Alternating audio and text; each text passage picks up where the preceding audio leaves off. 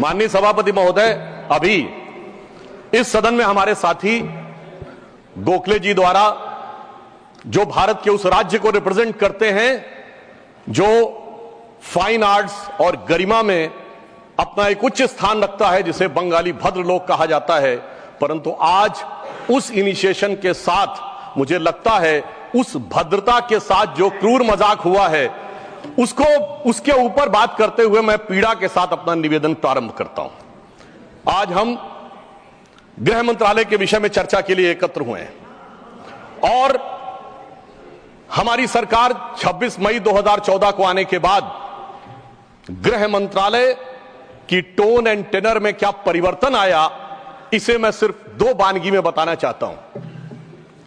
26 मई 2014 के बाद आप सबको ध्यान होगा, उससे पहले बीएसएफ जो कि गृह मंत्रालय के अंडर में आता है, पहले उधर से बहुत फायरिंग हुआ करती थी। उसके बाद पहली फायरिंग हुई तो मुझे याद है उस समय राजनाथ सिंह जी गृह मंत्री थे। यहां पे खबर आया कि साहब वहां से कहा जाता था फायरिंग हो तो सिर्फ व्हाइट फ्लैग दिखाना है।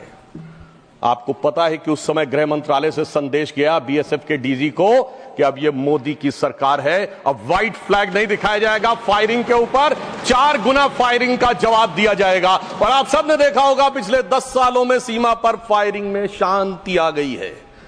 दूसरा उदाहरण देना चाहता हूं, जब हमारी सरकार आई 26 मई 2014 को, उस समय अभी आईबी का उल्लेख हुआ जो गृह मंत्रालय में आती है, इंटेलिजेंस ब्यूरो, उसके चीफ श्री आसिफ इब्राहिम थे जो कांग्रेस पार्टी के शासनकाल में आईबी चीफ बने थे। वैसे तो हम किसी भी अफसर को धर्म जाति के आधार पर नहीं देखते, पर उस समय इस बात का प्रचार किया गया था कि देखिए एक मुस्लिम अधिकारी को आईबी का चीफ बनाया गया। परंतु आज तक का भारत का इतिहास है, जब कोई सरकार बदलती है तो आईबी चीफ 1 महीने से ज्यादा नहीं रहता है। परंतु श्री नरेंद्र मोदी जी की सरकार में श्री आसिफ इब्राहिम का 8 महीने का कार्यकाल था और उन्होंने उससे 8 महीने का कार्यकाल पूरा किया। याद रखना चाहिए कि मोदी जी के कार्यकाल का पहला आईबी चीफ मुस्लिम समाज से था। यह दर्शाता है कि हम समाज के वर्गों को डर पैदा करके साथ में नहीं लेना चाहते, विश्वास पैदा करके साथ में लेना चाहते हैं। आज हमारे गृह मंत्री आदरणीय अमित शाह जी गुजरात का प्रतिनिधित्व करते हैं, प्रधानमंत्री जी उत्तर प्रदेश से प्रतिनिधित्व करते हैं।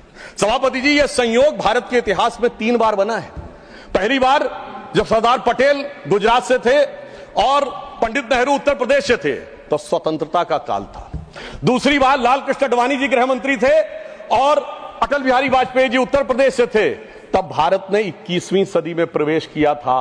आज जब अमित शाह जी गुजरात से हैं और मोदी जी यूपी से हैं, तो भारत ने अमृत काल में प्रवेश किया है। अर्थात मैं कह सकता हूं काल के कपाल पर, भारत के भाल पर कुछ तो नया होने वाला है और कुछ ना कुछ तो नया हुआ है, उसे आज समझने की जरूरत। अब मैं बताना चाहता हूं कि गृह मंत्रालय ने इस दरमियान किस किस प्रकार से कार्य किए। मैं 3 प्रकार के कार्य बताना चाहता हूं। एक, वो कार्य जो पिछली सरकारें भी कर रही थी, वो हमने करके दिखाया। दूसरा, वो कार्य जो पिछली सरकारें कर ही नहीं सकती थी, सोच नहीं पाई, वो करके दिखाया। और तीसरे वो कार्य हैं जिसपे पिछली सरकारों ने एड़ी चोटी का जोर लगा दिया कि नहीं हो सकते, वो भी करके दिखाया। पहली श्रेणी में वो कार्य हैं, यानी मैं मानता हूं दूसरी सरकारों ने भी प्रयास किया होगा कि आतंकवाद की घटनाएं कम हो और अपराध की घटनाएं कम हो। तो मैं बताना चाहता हूं आतंकवाद की जो कुल घटनाएं जून 2004 से 14 के बीच में 7214 थी, जो 14 से 2024 के बीच में 2240 है, 69% की कमी आई है। कुल मृत्यु जो नागरिकों की और सिक्योरिटी फोर्सेस की होती थी उसमें 68% की कमी आई है। नागरिकों की जो मृत्यु होती थी उसमें 81% की कमी आई है। सिक्योरिटी कोर्सेस में जो फोर्सेस की जो मृत्यु होती थी उसमें 46% की कमी आई है। और मैं एक महत्वपूर्ण बात बताना चाहता हूं, स्टोन पेल्टिंग के इंसिडेंसेस 2010 में 2654 थे, अब 0 हैं। ऑर्गेनाइज हड़ताल 0 है, स्टोन पेल्टिंग 0 है, स्टोन पेल्टिंग में जख्मी होने वाले 0 हैं। सभापति महोदय, पत्थर पड़ने के दौर खत्म हो गया, मगर अगर किसी की अकल पे पत्थर पड़ा हो तो उसे बदला हुआ नजारा नहीं दिखाई पड़ता। इसलिए मैं कहना चाहता हूं चश्मा उतारो फिर देखो यारो, दुनिया नई है चेहरा पुराना। महिला सुरक्षा के लिए एक अलग प्रभार बनाया गया। 2018 में इंटीग्रेटेड हेल्पलाइन बनाई गई और 181 हेल्पलाइन को राज्यों और केंद्र शासित प्रदेशों के साथ जोड़ा गया। फोरेंसिक को मजबूत करने के लिए प्रदेश में डीएनए विश्लेषण और साइबर फोरेंसिक की लैब्स भी बनाई गई। मॉडर्नाइजेशन करने के लिए 80 करोड़ की एक अलग मंजूरी दी गई। फोरेंसिक इकोसिस्टम को बेहतर बनाने के लिए 7 नई फोरेंसिक प्रयोगशालाएं बनाने की बात हुई, और जिसमें यूपी, बिहार, उड़ीसा, राजस्थान, छत्तीसगढ़, तमिलनाडु और केरल में, और इसके अतिरिक्त पुणे, गुवाहाटी, भोपाल और कोलकाता की लैब्स को और इंप्रूव करने का कार्य किया गया। ये वो कार्य हैं जो पिछली सरकारों ने सोचा नहीं था वो कर पाए। मैं उदाहरण देना चाहता हूं। एक है सीएए का उदाहरण अभी हमारे साथी ने दिया।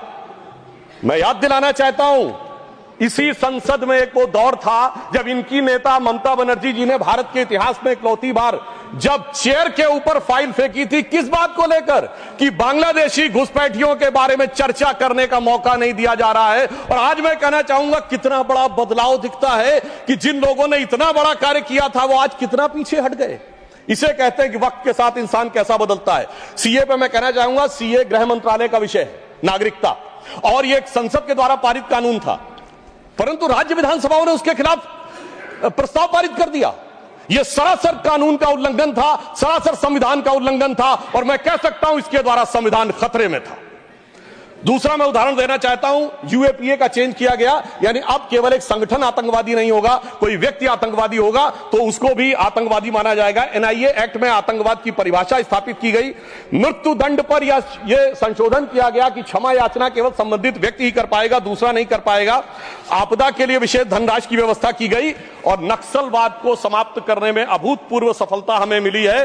अभी दिसंबर के महीने में हमारे गृह मंत्री अमित शाह जी नक्सलवाद प्रभावित क्षेत्र में सीआरपीएफ के कैंप में पूरी रात गुजार कर आए हैं। जो लोग ये कहने का प्रयास करते हैं कि इसको डर और किससे वो, उससे उनको समझने का प्रयास करना चाहिए।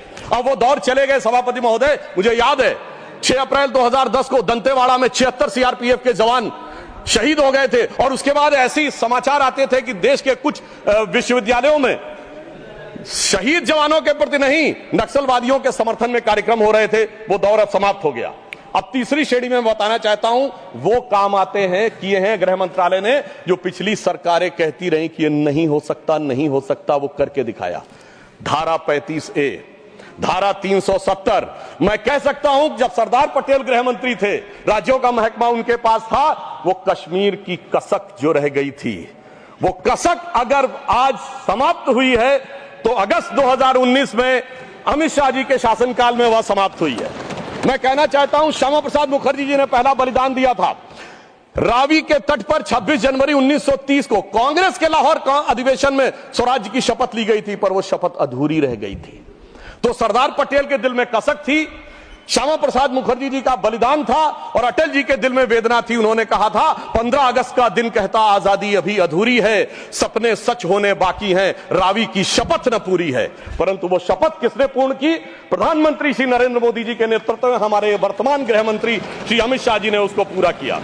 और इसी के साथ मैं एक पंक्ति में कहना चाहूंगा, इतना बड़ा परिवर्तन भारत के इतिहास में आया कि अपनी सरकार की तरफ से और प्रधानमंत्री जी की तरफ से कि दर्द की रात गई, गम के जमाने भी गए, और मोदी जी के हिम्मत से कई दाग पुराने भी गए।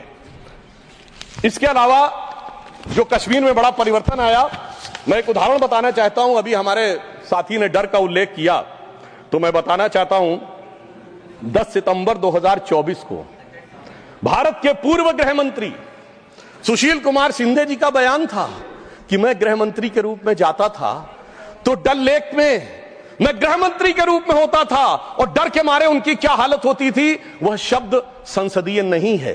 तो मैं अपनी स्वरचित पंक्ति में कहना चाहूंगा, हमारे साथी सब समझ जाएंगे कि लहूलुहान थी घाटी और झेलम डरी हुई थी, खामोशियां रातों की दिन में भरी हुई थी, और दहशत का था वो आलम कि डल लेक घूमने में गृह मंत्री के पग के नीचे धरती फटी हुई थी।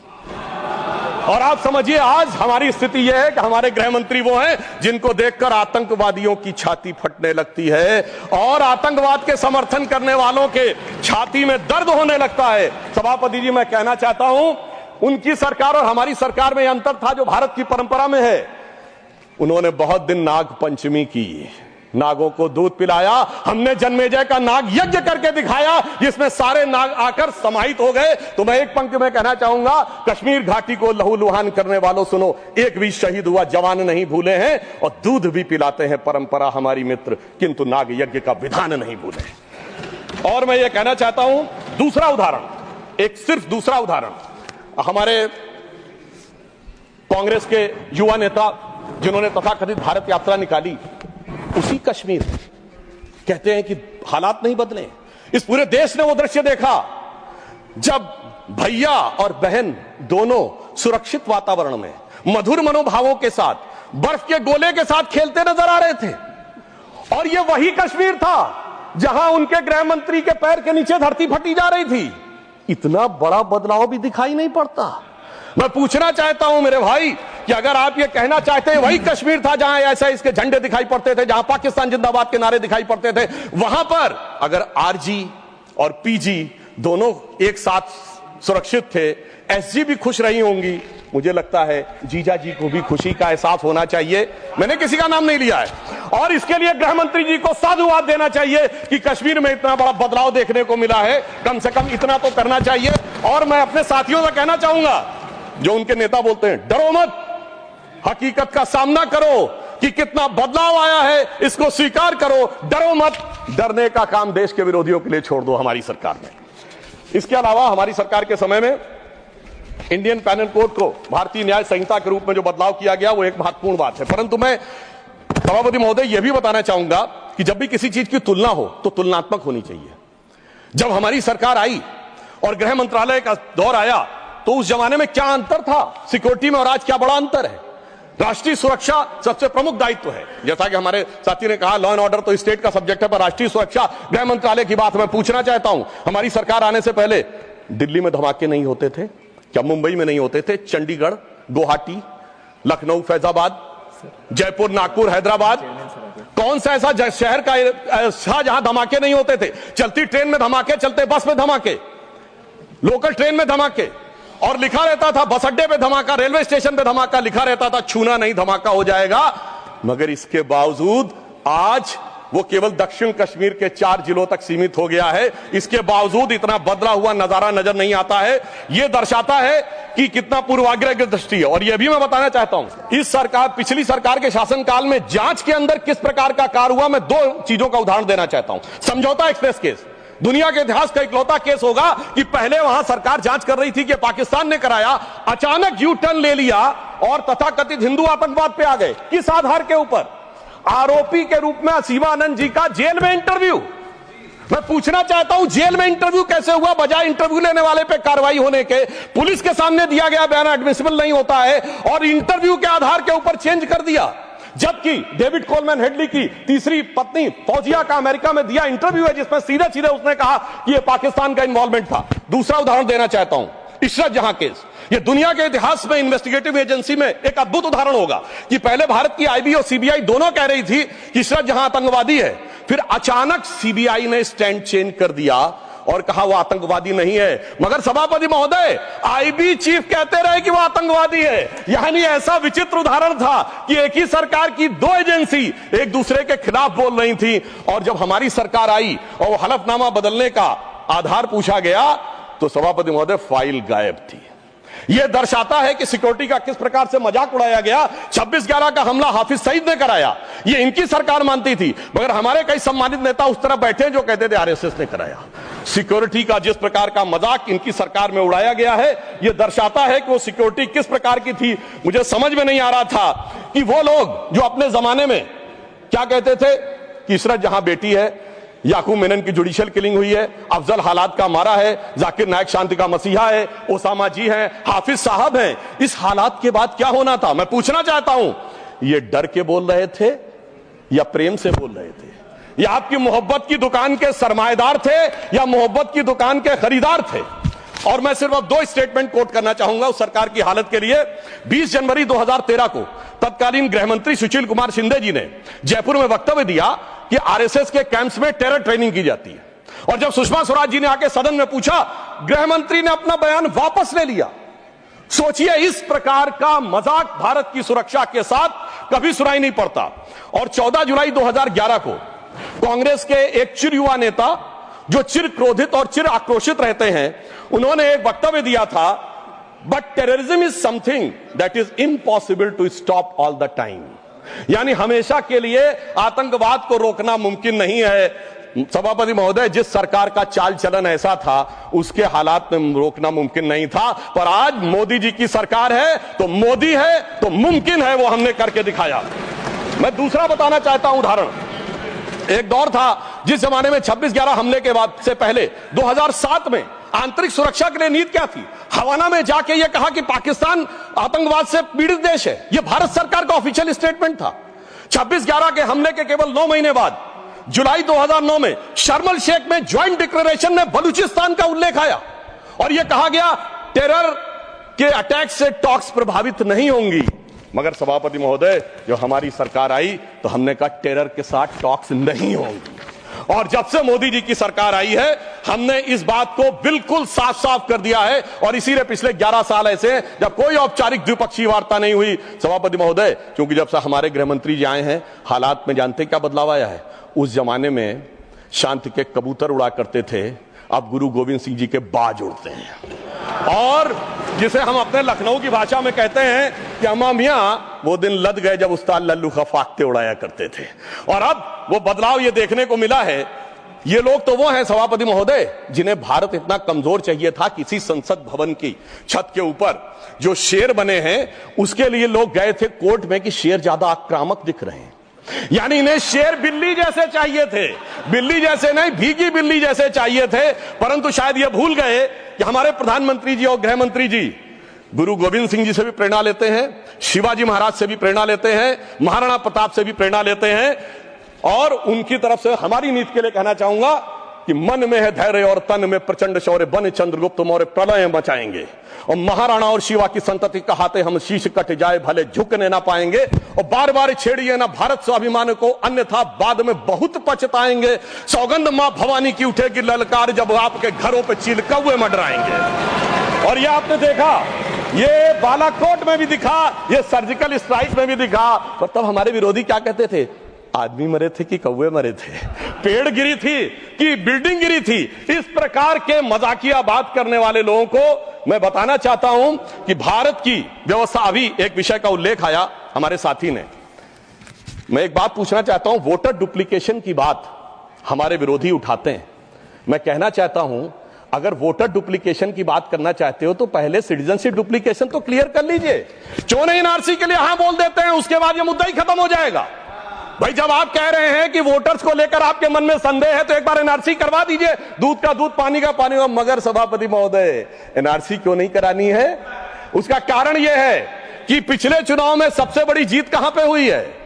असम की धुबरी सीट पे कांग्रेस के नेता रकीबुल हसन 10,25,000 से जीते हैं। और असम के जो हमारे साथी यहां बैठे होंगे, धुबरी को मिनी बांग्लादेश कहा जाता है। तो इसलिए एनआरसी नहीं करानी है, मगर डुप्लीकेशन का मुद्दा उठाना है। मैं पूछना चाहता हूं जो लोग इस विषय को उठाना चाहते हैं। सर, मैंने तो बोला ही नहीं, मैंने तो सिर्फ ये तारीफ की वो जीते हैं। I have just put up the facts and nothing personal. I have said he has got the biggest. Sir, हमने तो सिर्फ एक डाटा बताया है। सुधांशु जी, टेक योर सीट।